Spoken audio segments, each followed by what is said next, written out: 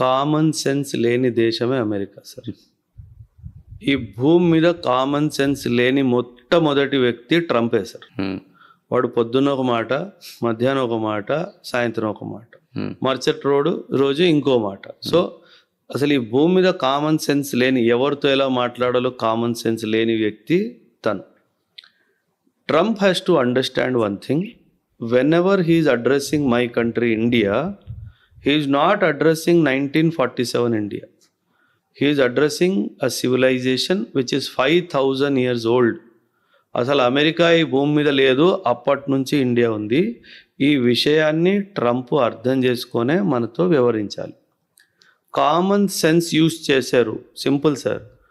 2001లో Osama bin Laden America మీద దాడి చేశాడు సార్. నువ్వు వాడిని తరిమి 10 సంవత్సరాలు వెతికి 2011లో పాకిస్తాన్లో చంపేశావు.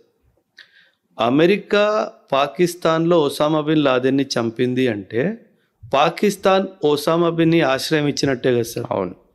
అంటే పాకిస్తాన్ కూడా ఇందులో నీ మీద అటాక్ జరగడంలో భాగం కదా సార్. కరెక్ట్. ఒక కామన్ సెన్స్ లేని కంట్రీ నువ్వు వాడినే సపోర్ట్ చేస్తా అంటున్నావు. నీకెంత కామన్ సెన్స్ ఉంది?